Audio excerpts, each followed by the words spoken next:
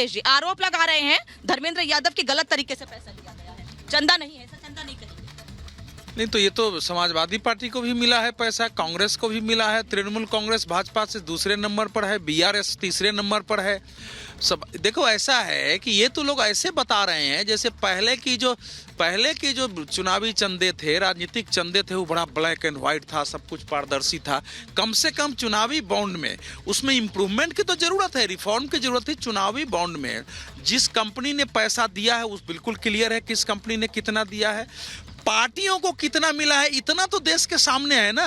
तो अब ये बाकी कुछ भी ये आरोप लगाते हैं, 65 से वेदांता कंपनी काम कर रही है, एयरटेल इतनी पुरानी हमारे देश में कंपनी है, तो इन सारी कंपनियों को और जिस कंपनी को लेके है कि 1368 करोड़, अभी तक स्पष्ट नहीं है कि उसने किसको किसको कितना पैसा दिया है। किसी भी कंपनी का अभी तक स्पष्ट नहीं है कि उसने किस पार्टी को कितना चंदा दिया है। और जिस समय की बात हो रही है 2023 में उसका 459 करोड़ की प्रॉपर्टी अटैच हुई है, अगर यही स्थिति है तो। और दो नाम बहुत लिया जा रहा था, अंबानी और अडानी का। अभी तक इलेक्ट्रल बॉन्ड में उनकी भूमिका नहीं है, ये कंपनी को कहा जा रहा है कि उनके साथ जुड़ना है। तो इसलिए ये जो मुद्दे हैं इसमें सभी पार्टियां, चूंकि सभी पार्टियों ने चंदा उठाया, 2017 में जब पारित हुआ, नेताओं का भाषण सुन लीजिए उस समय का, तो ये मूल बात ऐसा है कि इलेक्ट्रल बॉन्ड पर आपका डिबेट तो दक्षिण भारत पर है। अब वो लोग खींच के, चूंकि दक्षिण भारत में समाजवादी पार्टी कहीं है नहीं, दक्षिण भारत में आम आदमी पार्टी भी कहीं नहीं है, कांग्रेस का स्टेक है, तो इसीलिए ये वहां खींच के ले जा रहे हैं। ये कह रहे हैं कि इनका तो दक्षिण में कुछ नहीं है, इसलिए आप उस बॉन्ड की तरफ फोकस करना चाहते हैं, और कांग्रेस जहां थी वहां भी खत्म हो रही है। कांग्रेस जहां है वहां स्वतः ही आम आदमी पार्टी है, वहां स्वतः ही समाजवादी पार्टी है। भारतीय जनता पार्टी की तरह नहीं है कि अपने सहयोगियों की पार्टियों को तोड़ लो, उन्हीं को निपटा दो, उन्हें ठिकाने लगा दो। ये इंडिया अलायंस का कैरेक्टर नहीं है। तो कह रहे हैं खुशी खुशी लोग हमारे साथ जुड़ना चाह रहे हैं।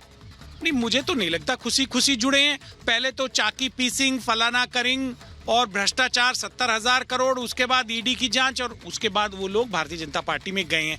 तो वो जो पूरी प्रक्रिया है उनके भाजपा में जाने की, वो कोई सहज प्रक्रिया नहीं है, वो असहज है, और देश में उसके ऊपर भारी चर्चा है।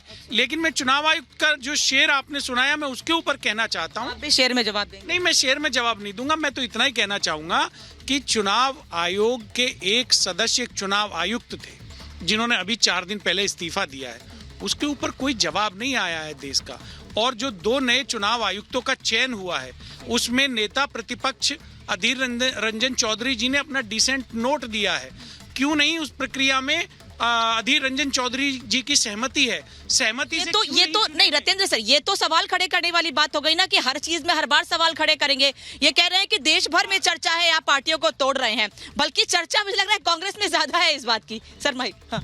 मैं सिर्फ एक बात कहूँगा, मेरे हिसाब से भारतीय जनता पार्टी जो है उसने अपने अलायंस में लाके एनडीए ने अपनी टीम तैयार कर ली है, उनकी टीम रेडी है और बैटिंग फुल स्विंग पे बैटिंग करने को तैयार है। लेकिन मैं तो पूछना चाहता हूँ बाकी ऑपोजिशन पार्टियों से, इंडिया अलायंस से, अभी तक ना तो उनका स्कीपर बना है कि कौन उनका स्कीपर होगा, ना बना है कि उनकी टीम में कौन कौन है। अभी टीम में ही झगड़ा चल रहा है, कभी समाजवादी का, कभी कांग्रेस का, कभी आपस में ही बोल नहीं था। टीएमसी ने साफ साफ मना ही कर दिया है कि हम ज्वाइन नहीं करने देंगे। तो अभी जब पहले भैया अपनी टीम तो बना लो, जब टीम बन जाएगी तब आना, कब बैटिंग करोगे? भारतीय जनता पार्टी ने तो ऑलरेडी बैटिंग चालू कर ली है। उस टीम में है चंद्रबाबू नायडू, जयंत चौधरी, नवीन पटनायक, देवगौड़ा जी, अजीत पवार, दुष्यंत चौटाला, चिराग पासवान। ये राइट विंग नहीं है, ये सारे के सारे सेकुलर लॉबी के सदस्य हैं। इनको किसी ना किसी वजह से विगत 2 माह के अंदर आप अपने गठबंधन में लाए हैं। इसका मतलब 400 पार का जो आपका नारा है वो सिर्फ हवा बना रहे हो। आपको अपनी वो तैयार है ना, वो कह रहे हैं सर, अवधेश जानती कुछ कहना चाह रहे हैं, संजय जैसे रिएक्शन ले लूं। वो कह रहे हैं पूरी तरह तैयार है, इसलिए हम दावे कर रहे हैं, और हमारे काम से जनता खुश है, दूसरी पार्टियां खुश है, बल्कि जो कभी विरोध में थे वो हमारे काम से खुश है, इसलिए हमसे जुड़ रहे हैं और आपको दिक्कत हो रही है। अनामिका जी बिल्कुल ठीक है, ये तैयार हैं, देश की जनता भी तैयार है, दूसरी तरफ ये भी देखना होगा। और प्रधानमंत्री जी का बौखलाहट और घबराहट बिल्कुल साफ दिख रहा है जब वो कहते हैं 400 पार। ये जनता का प्रधानमंत्री तो ये भी कह रहे हैं, प्रधानमंत्री तो ये भी कह रहे हैं कि ये औपचारिकता है, जनता ने पहले ही जीत का ऐलान कर दिया। प्रधानमंत्री तो ये भी कह रहे हैं। नहीं, ये तो और खतरनाक है जब इनके बागपत का सांसद कहता है जनता के बीच कि तुम वोट दो या मत दो, आएगा तो मोदी। और यही बात संसद में, और जनता पर भरोसा है और जनता को हमारे काम पे भरोसा। वो जनता को ही तो बोल रहे तुम वोट दो या मत दो, आएगा तो मोदी। जनता में बोल रहे हैं, जनता की सभा में बोल रहे हैं उनके सांसद, तो इसका मतलब मोदी जी ने कॉन्फिडेंस दे दिया है सबको, तुम चिंता मत करो, हम तो तुमको जिता के देंगे यहीं से। ये दुर्भाग्यपूर्ण है। लेकिन मैं स्पष्ट रूप से यदि चुनावी माहौल है, मैं इस पे बात करना चाहता हूं अनामिका जी कि चुनाव देश में देश के अहम मुद्दों पे होने चाहिए। उसमें महंगाई है, बेरोजगारी है। सर मुद्दों की बात करेंगे, अवधेश जी भी कुछ कह रहे हैं, प्रेम जी भी मेरे साथ है, लेकिन इस बीच एक बड़ी खबर आपको बता दें, समाजवादी पार्टी ने 5वीं लिस्ट जारी की है। धर्मेंद्र यादव आजमगढ़ से चुनाव लड़ेंगे। आजमगढ़ जहां से चर्चा थी कि अखिलेश यादव चुनाव लड़ सकते हैं, वहां से धर्मेंद्र यादव के नाम का ऐलान कर दिया गया है।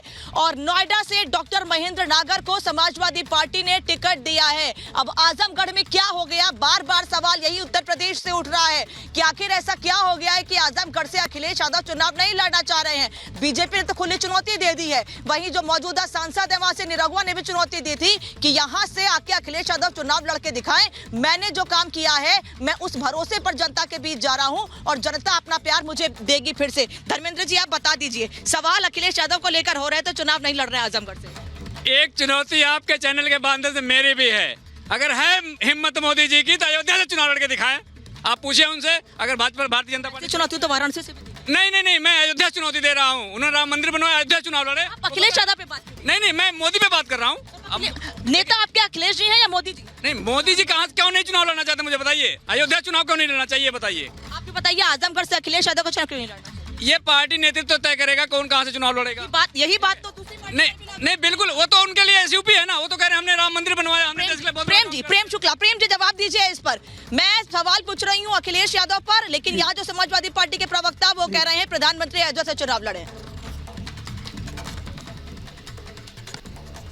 देखिए, काशी से चुनाव लड़ने का आदरणीय मोदी जी का संकल्प जो है वो पार्टी ने तय किया है, लेकिन जिसकी खुद अकेला व्यक्ति ही जो पार्टी है, जिसने अपने पिता को अपमानित करके पार्टी पर कब्जा किया हो, जिसने अपने चाचा को अपमानित किया हो, ऐसा व्यक्ति कह रहा है कि वो पार्टी नेतृत्व ने तय किया है। अखिलेश यादव के अलावा पार्टी नेतृत्व क्या है भाई सपा का? भारतीय जनता पार्टी का तो पार्लियामेंट्री बोर्ड है, भारतीय जनता पार्टी की तो सेंट्रल इलेक्शन कमेटी की मीटिंग होती है, समाजवादी पार्टी की आपने पार्लियामेंट्री बोर्ड देखी है मीटिंग होते हुए? उनकी सेंट्रल इलेक्शन कमेटी की मीटिंग कब हुई, जरा तिथि बता दें। भारतीय जनता पार्टी की सेंट्रल इलेक्शन कमेटी की मीटिंग जो है, तिथि जिस दिन तय होती है, जिस दिन बैठक होती है, जिस दिन सूची जारी होती है, सब चीजें जो है टेलीविजन पर पारदर्शी ढंग से दिखाई देती हैं। समाजवादी पार्टी में भी कभी दिखाई दी है? कौन है पार्लियामेंट्री बोर्ड में इनके, जरा पूछ लीजिए। सेंट्रल इलेक्शन कमेटी में इनका सदस्य कौन है, जरा पूछ लीजिए। तो जब एक व्यक्ति की पार्टी हो, जो है अखिलेश अपनी पत्नी को टिकट दे दे, अपने भाई को टिकट दे दे, अपने चाचा को टिकट दे दे, अपने भतीजे को टिकट दे दे, और जो है उसके बाद कह दे कि ये नेतृत्व है वो तय करेगा। क्या बात करते हैं भाई? यहाँ तो भारतीय जनता पार्टी में संवैधानिक लोकतंत्र है, उसके अनुकूल निर्णय होते हैं। और अयोध्या क्या, सारी की सारी सीटों पर मोदी जी के नाम पर ही वोट मांगे जा रहे हैं।